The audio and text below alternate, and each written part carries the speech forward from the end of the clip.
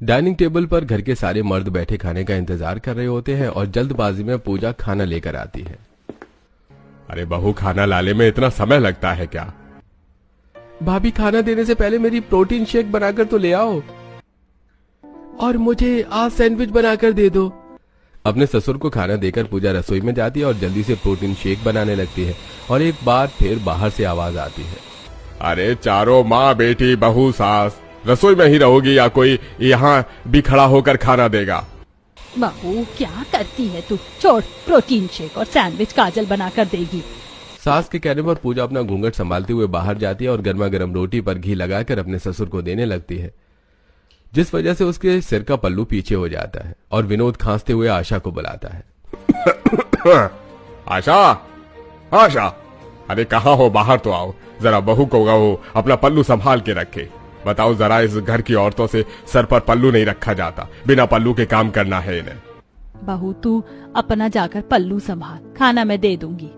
भैया, इस घर की औरतों को पड़ोसियों की हवा लग रही है। हमारे पड़ोस में कुछ लोग आए हैं ना जो बिना घूंघट, पल्लू और साड़ी के घूमती हैं। पर भाभी, आप लोग कान खोलकर सुन लीजिए, ये सब इस घर में नहीं चलेगा। आशा, शांति, सुरेश और विनोद की किसी भी बात का कोई जवाब नहीं देती और घर के मर्दों को चुपचाप खाना खिलाती है। कुछ ही देर में सब ऑफिस के लिए निकल जाते हैं और घर की सारी औरतें घर के कामों में लगी होती हैं, रसोई में सफाई करते हुए। 2 साल हो गए मुझे शादी करके इस घर में आए, हमेशा मैं अपना पल्ला संभाल के रखती हूँ। एक दिन गिर गया, उसमें भी पापा जी ने हंगामा मचा दिया।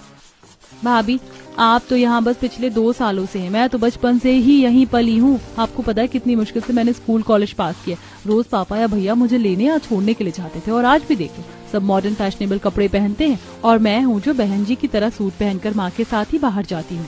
अकेले मुझे बाहर भी नहीं जाने देते। मेरी सारी दोस्त नौकरी कर रही हैं और मैं घर में बर्तन साफ कर रही हूँ। मुझे तो कभी कभी डर लगता है कि कहीं मेरा ससुराल भी मेरे मायके की तरह ना निकले, जो अपनी बहू को साड़ी और घूंघट में रखे। अरे बेटा, हम औरतों की किस्मत ही खराब होती है। मायके में माँ बाप की सुनो, ससुराल में सास ससुर पति की।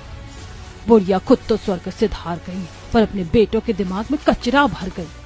घर की औरतें घर के काम करते हुए अपने दुख एक दूसरे से बांटती हैं। इसी तरह कुछ दिन बीत जाते हैं और एक रात बेड पर बैठे हुए सुनील जी, जेठ जी तो पुराने ख्यालातों के हैं, पर आप भी उनके नक्शे कदम पर चल रहे। जानते हैं ना जमाना कितना बदल गया। आप तो बाहर काम करने जाते, देखा ही होगा लोगों को। और हमारे पड़ोसी भी अब बहुत खुले विचारों के हो गए हैं।